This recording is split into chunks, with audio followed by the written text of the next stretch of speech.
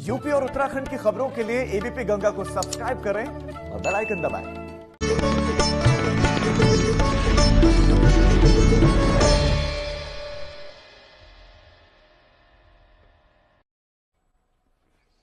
नमस्कार, स्वागत है आपका एबीपी गंगा में। मैं हूं आपके साथ प्राची पाराशर। भाजपा के राष्ट्रीय अध्यक्ष जेपी नड्डा उत्तराखंड पहुंच चुके हैं। उन्होंने अपने दौरे की शुरुआत हरिद्वार से संतों का आशीर्वाद लेकर की। आपको नड्डा के दौरे की 3 तस्वीरें दिखा रहे हैं। सबसे पहले नड्डा के स्वागत की तस्वीर है। जब वो हरिद्वार पहुंचे तो पार्टी कार्यकर्ताओं ने फूल बरसाकर उनका स्वागत किया। इसके बाद नड्डा ने संतों का आशीर्वाद लिया, जबकि शाम के समय गंगा आरती में भी बीजेपी अध्यक्ष जेपी नड्डा शामिल हुए। तो ये तस्वीरें आपके सामने हैं। तस्वीरें आज जेपी नड्डा के दौरे की हैं। 3 अलग अलग तस्वीरें। पहली तस्वीर में जहां जेपी नड्डा का गर्मजोशी के साथ फूल बरसाकर बीजेपी कार्यकर्ताओं ने स्वागत किया। उसके बाद संतों से मिलने के लिए पहुंचे जेपी नड्डा और फिर चूंकि हरिद्वार में हैं तो गंगा आरती में भी शामिल हुए, शिरकत की जेपी नड्डा ने।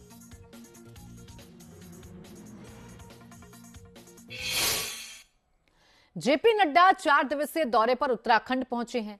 नड्डा ने अपने दौरे की शुरुआत संतों के आशीर्वाद से की। अगले 3 दिन तक उनके अलग अलग कार्यक्रम हैं। यात्रा पर राष्ट्रीय अध्यक्ष बनने के बाद मैं 120 दिन में सभी प्रदेशों को अपनी पार्टी को मजबूत करने के लिए चला हूं। भाजपा के राष्ट्रीय अध्यक्ष जेपी नड्डा पार्टी कार्यकर्ताओं में जोश भरने के लिए उत्तराखंड दौरे पर हैं। नड्डा ने अपने दौरे की शुरुआत धर्म नगरी हरिद्वार से संतों से आशीर्वाद के साथ की। सबसे पहले जेपी नड्डा गायत्री तीर्थ शांति कुंज पहुंचे।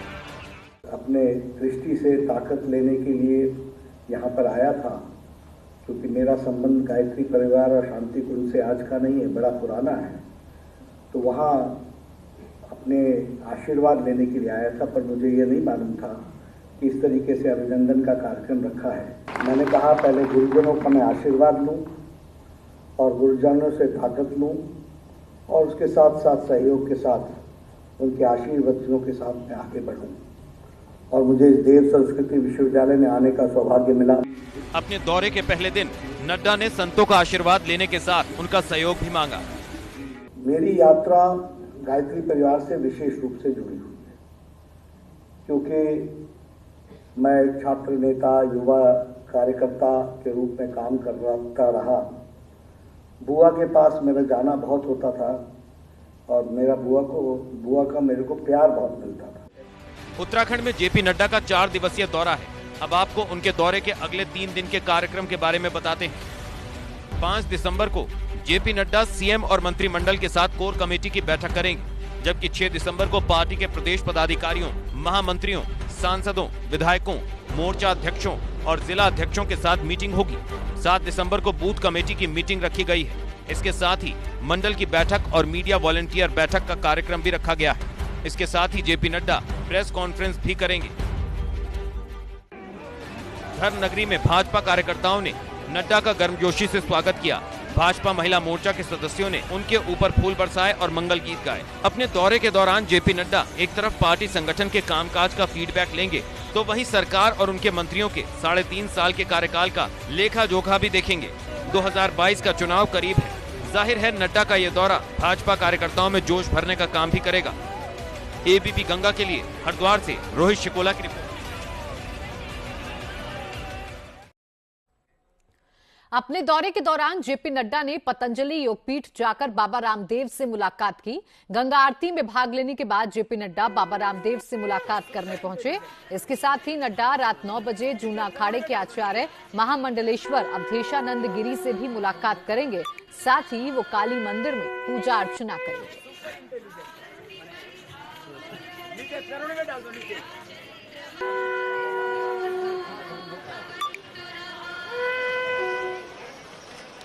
दो तस्वीरें आपके सामने हैं। पहली तस्वीर में आप देखिए जेपी नड्डा पतंजलि योगपीठ पहुंचे और वहां पर बाबा रामदेव से मुलाकात की। और दूसरी तस्वीर है जब जेपी नड्डा गंगा आरती में शामिल हुए। तो आज जेपी नड्डा पहुंचे हैं उत्तराखंड के दौरे पर और ये जो दौरा है ये 2022 के विधानसभा चुनाव के लिए काफी अहम समझा जा रहा है।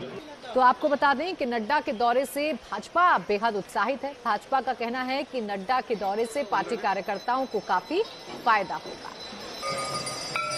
यहाँ से आशीर्वाद लेके जाएंगे तो निश्चित रूप से हमें सफलता मिलेगी और यहाँ सभी से बातचीत करने के लिए, मंत्रीगणों से बातचीत करने के लिए, विधायकों से बातचीत करने के लिए और बूथ लेवल के कार्यकर्ता से भी बातचीत करने के लिए वो पधारे हैं और सबके विचारों को जानेंगे और हमें एक प्रेरणा का और ताकत का जो है स्फूर्ति हमें देंगे। निश्चित रूप से कार्यकर्ताओं में जो उत्साह का संचार है वो स्वाभाविक रूप से है और आज जो उत्साह नजर आ रहा है ये अध्यक्ष जी के आने के बाद। हमारी पार्टी काडर बेस्ड पार्टी है, एक साल में हमें चुनाव में जाना है, इसलिए निश्चित रूप से कहीं ना कहीं उस काडर को एक अंदर एक भाव रहेगा कि आने वाले समय में हम इस राज्य में ठीक प्रकार से, अच्छे प्रकार से और सरकार। जेपी नड्डा के दौरे को लेकर कांग्रेस ने कटाक्ष किया है। नेता प्रतिपक्ष इंदिरा हृदयेश का कहना है कि एक तरफ बेरोजगारी, महंगाई और विकास, काम नहीं होने से राज्य के लोग अब परेशान हैं, तो वहीं भाजपा कार्यकर्ता स्वागत कार्यक्रमों में पीड़ित तो त्रस्त है। जो किसी भी क्षेत्र में जाओ पर बेरोजगारी है, महंगाई है। अभी यहाँ से 2-3 लोग गए, वो बेरोजगारी से पीड़ित हैं। साहब कहीं भी फ़ोन कर दीजिए, अगर हमें नौकरी मिल जाएगी तो रोटी खा पाएंगे। तो जब जनता इतनी त्रस्त होती है तो राष्ट्रीय अध्यक्ष आए या प्रदेश के अध्यक्ष आए, कोई खास फर्क पड़ने वाला नहीं है। और कांग्रेस इन्हीं को देख रही है कि उनकी पीड़ा के निवारण के लिए हम अपने घोषणा पत्र में कैसे उन मुद्दों को उठाएं जिससे लोगों को ये लगे जब कांग्रेस आएगी तो हमें राहत मिलेगी। उत्तराखंड में इन दिनों मंत्री रेखा आर्य और आईएएस वी षणमुगम के बीच का विवाद सबसे ज्यादा सुर्खियों में है, मगर इसमें सबसे ज्यादा नुकसान आम आदमी का हो रहा है। आंगनबाड़ी महिलाओं को पिछले कई महीने से मानदेय नहीं मिला है, तो वहीं कई लोग बेरोजगार हो गए हैं।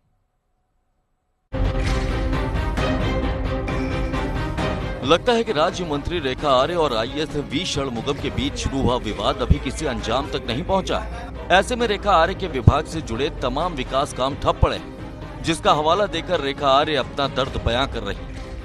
नया टेंडर जब तक इम्प्लीमेंट ना हो जाए तब तक आप पुराने लोगों को रखिए या पुराना टेंडर कंटिन्यू करिए। जिस दिन इम्प्लीमेंट हो जाएगा उस दिन आप हटा दीजिए, लेकिन ऐसा ना किया जाना और इन सबको जो है नौकरी से निकाल देना या टेंडर को खत्म कर देना, जिसके कारण से एक बेरोजगारी आई है, उनके हितों को कुठाराघात पहुंचा है, साथ साथ योजनाएं भी प्रभावित हुई हैं और जिसके कारण एक विवाद भी पैदा हुआ है। मंत्री साहिबा कह रही हैं कि उनके विभाग को एक अच्छे निदेशक की जरूरत है। वी षणमुगम के साथ हुए विवाद के बाद मामला नेता बनाम नौकरशाह का हो गया है। कहा जा रहा है कि कोई भी अधिकारी रेखा आर्य के साथ काम नहीं करना चाहता है। ऐसे में मंत्री रेखा आर्य का कहना है कि बगैर निदेशक उनका विभाग चलेगा कैसे।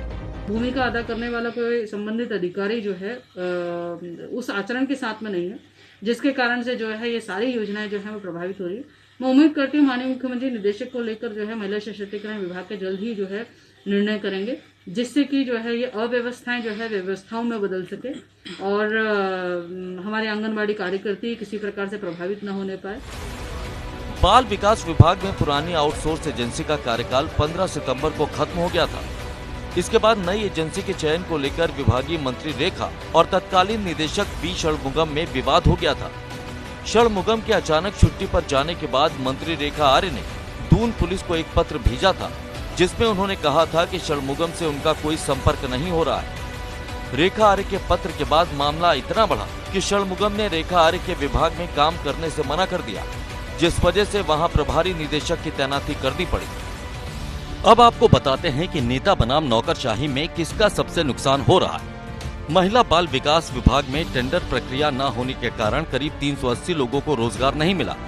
जब तक विभाग को नया निदेशक नहीं मिलता, तब तक इन लोगों को रोजगार नहीं मिलेगा। इस विवाद की वजह से आंगनबाड़ी वर्कर्स को कई महीने से मानदेय नहीं मिल पाया है, तो वहीं महिला बाल विकास की तमाम योजनाएं मझधार में अटकी हुई हैं। इस विवाद को कई महीने हो चुके हैं, लेकिन अब तक इसका कोई समाधान नहीं निकाला जा सका। एबीपी गंगा के लिए देहरादून से विनोद कुमार की रिपोर्ट। और सीधा रुख देहरादून का करेंगे, हमारे संवाददाता विनोद कुमार जुड़ गए ज्यादा जानकारी के साथ। विनोद, विवाद है नेता का और नौकरशाह का, लेकिन बीच में कौन पिस रहा है? हमेशा की तरह जनता। इसका हल अभी तक क्यों नहीं निकल पा रहा है? क्यों लोग इसका खामियाजा भुगत रहे हैं? प्राची, देखिए आपने ठीक कहा, और करीब 4 महीने ऐसे हो गए हैं कि महिला बाल विकास विभाग के तमाम कार्य और योजनाएं अधर में लटकी हुई है। वजह सिर्फ यही है कि लगातार करीब 2 महीने से राज्य मंत्री रेखा आर्य और आईएएस वी षणमुगम का विवाद चल रहा है, और राज्य मंत्री रेखा आर्य आईएएस षणमुगम को अपने साथ रखना नहीं चाहती, और आईएएस षणमुगम राज्य मंत्री रेखा आर्य के साथ में काम नहीं करना चाहते। ये दोनों अपने अपने जगह ठीक हो सकते हैं, लेकिन सिर्फ लगातार जिसका नुकसान इनके जरिए जिनको हो रहा है वो इस बात का इंतजार कर रहे हैं आखिरकार षणमुगम और राज्य मंत्री रेखा आर्य का विवाद कब खत्म हो। और जिसको नुकसान हो रहा है, मैं आपको ये भी बता दूं कि करीब महिला बाल विकास विभाग में टेंडर प्रक्रिया होनी थी, लेकिन आपसी उलझन और आपसी विवाद के चलते नहीं हुई, और लगातार करीब 380 लोग ऐसे हैं जिनको रोजगार दिया जाना था। पौष्टिक आहार जो आंगनबाड़ी केंद्रों में बच्चों को दिया जाता था वो नहीं मिल रहा है, क्योंकि निदेशक का पद खाली चल रहा है, और जिसके चलते तमाम ऐसे अभियान है, योजना है, मातृ वंदना योजना कह लीजिए, सौभाग्यवती योजना कह लीजिए, तमाम ऐसी कई योजना है जो पूर्ण रूप से प्रभावित हुई है। और यही वजह है, अपनी अपनी, जैसे मैंने आपको बताया कि अपने अपनी जगह दोनों ठीक हो सकते हैं। षणमुगम रेखा आर्य के साथ में काम नहीं करना चाहते हैं, राज्य मंत्री रेखा आर्य षणमुगम को अपने निदेशक के पद पर नहीं रखना चाहती है। ठीक है, दोनों की आपस में टसल हो सकती है विनोद, लेकिन इसका मतलब ये नहीं है कि इस समस्या को ऐसे ही छोड़ दिया जाए और इसका सीधा सीधा असर जनता पर पड़े। अब कब सरकार इसका हल निकालेगी, देखने वाली बात होगी। शुक्रिया आपका विनोद तमाम जानकारी के लिए। देहरादून में समय पर राजस्व न चुकाने की वजह से आबकारी विभाग ने बड़ी कार्रवाई की है। 6 विदेशी शराब के ठेकों को सील कर दिया गया है। गुरुवार को ठेके बंद होते ही सीलिंग की कार्रवाई की गई। डीएम देहरादून के आदेश पर यह कार्रवाई की गई है। इन सभी शराब ठेकों के संचालक चालू वित्त वर्ष शुरू होने से ही समय पर राजस्व नहीं चुका रहे थे। सील करने की वजह ये रही कि ये अपना अगस्त से पैसे जमा नहीं कर रहे थे गवर्नमेंट राजस्व, और जिसके कारण हमें मजबूरी में वो बंद करने पड़े, निरस्त करने पड़े जिलाधिकारी महोदय के आदेश से। तो कितने थे और कहाँ कहाँ? 6 ठेके थे। एक जो है जाखंड, राजपुर जाखंड, और दूसरा आरआर थर्ड, तीसरा जो है रायपुर, चौथा डालनवाला, 5वां कारगिल चौक और 6वां बिंदाल। केदारनाथ हाईवे पर निर्माण काम कर रही कंपनियों की मनमानी से लोग परेशान हैं। हाईवे पर की जा रही ब्लास्टिंग को लेकर डीएम मौके का निरीक्षण करने पहुंचे। डीएम ने रुद्रप्रयाग से गौरीकुंड हाईवे का निरीक्षण किया।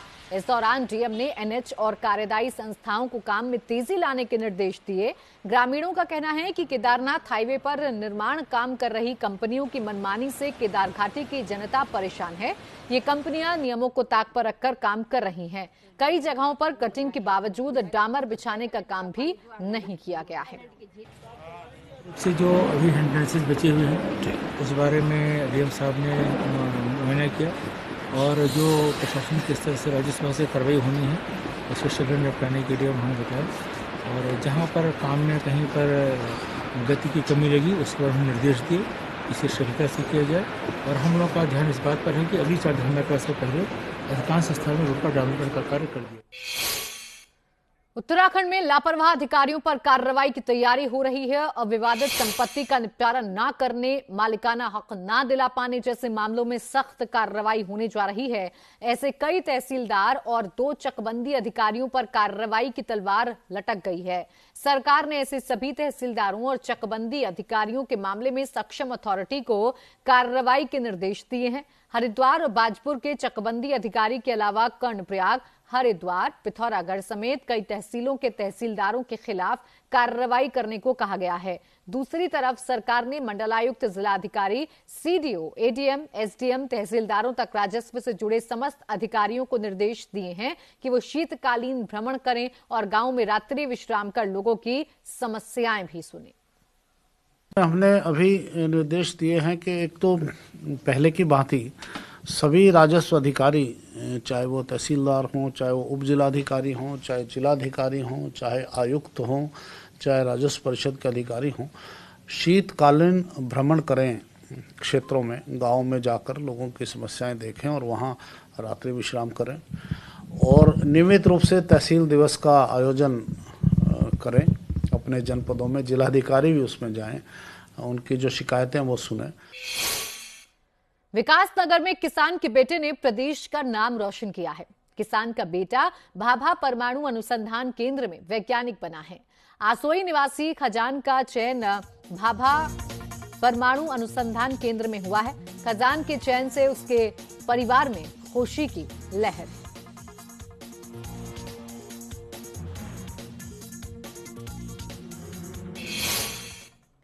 वक्त एक छोटे से ब्रेक का है, चल लौटेंगे।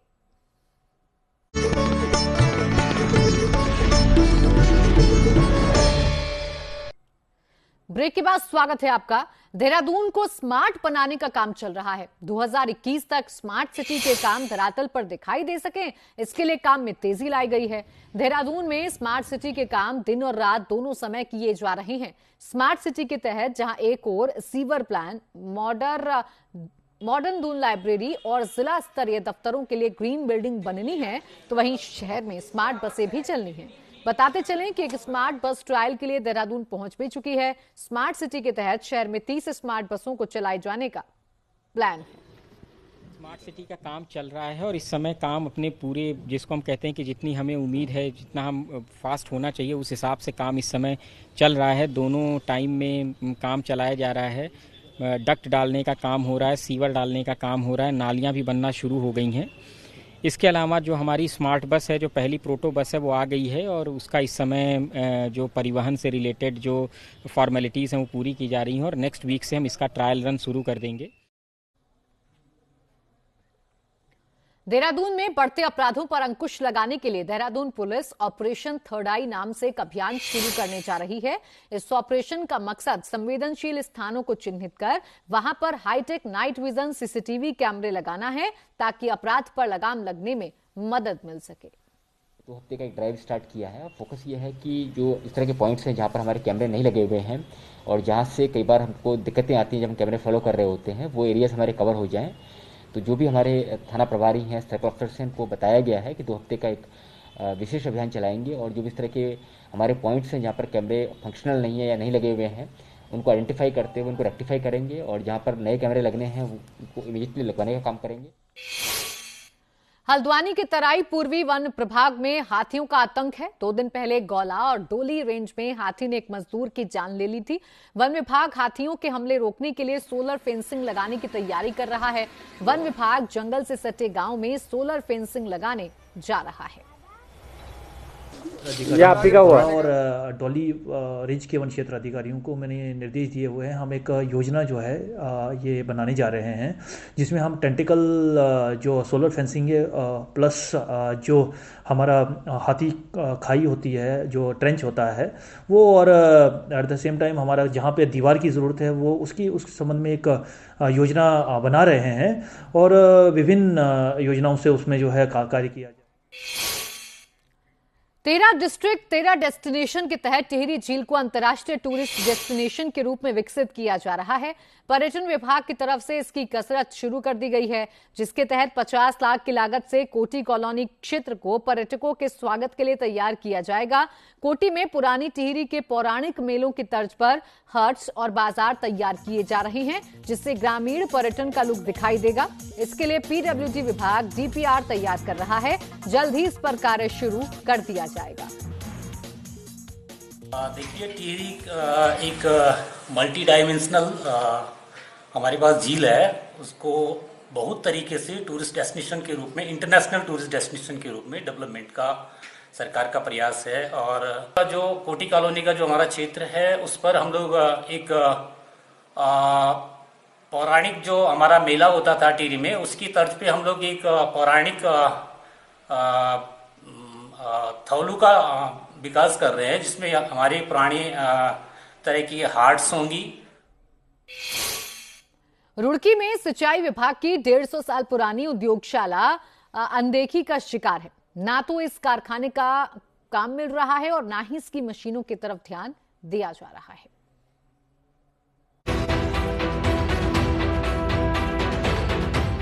रुड़की के इस कारखाने में किसी जमाने में रेल के कोच, पुल और बांध का सामान बनता था, मगर वक्त की मार ऐसी पड़ी कि अब ये कई साल से बंद है।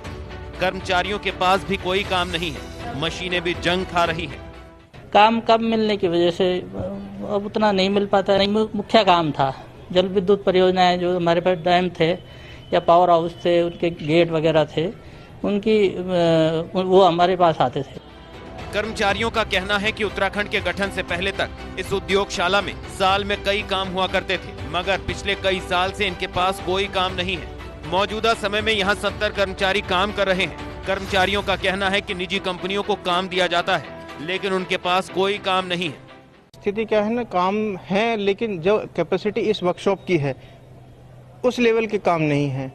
अभी हम सूर्यधार में काम किए, बहुत छोटे छोटे कुछ गेट बनाए हैं हमने, और 3 अभी हमारे पास बड़े प्रोजेक्ट हैं। 3 प्रोजेक्ट के अलावा हमारे पास शॉप्स जो यहाँ वर्कशॉप में है काम करने की, वो लगभग 10 के आसपास हैं। तो 3 शॉप बिजी हैं इन कामों में, बाकी 7 खाली। अंग्रेजों के जमाने की उद्योगशाला बदहाल है। पर्यटन मंत्री सतपाल महाराज इसे संरक्षित करने की बात कह रहे हैं। अभी हमने उनको काम दिया है, हमारे जो ग्लेशियर्स हैं जहाँ पर पहाड़ों में जो, जैसे आपने देखा होगा 2013 के अंदर त्रासदी हुई, तो ग्लेशियरों का अध्ययन करवा रहे हैं, वो पूरा काम दिया है, उसका पैसा भी जा रहा है। तो निश्चित रूप में जो आपने प्रयोगशाला बताई है उसको हम म्यूजियम के रूप में लाएंगे, ताकि और लोग भी देखें किस प्रकार का काम हुआ। सरकार ने अगर उद्योगशाला को संरक्षित कर दिया तो ये शिक्षा नगरी के लोगों के लिए बहुत बड़ी सौगात होगी। इससे न सिर्फ शहर का गौरव बढ़ेगा, बल्कि अंग्रेजों के जमाने की इस धरोहर को नई पहचान भी मिलेगी। एबीपी गंगा के लिए रुड़की से विनीत त्यागी की रिपोर्ट।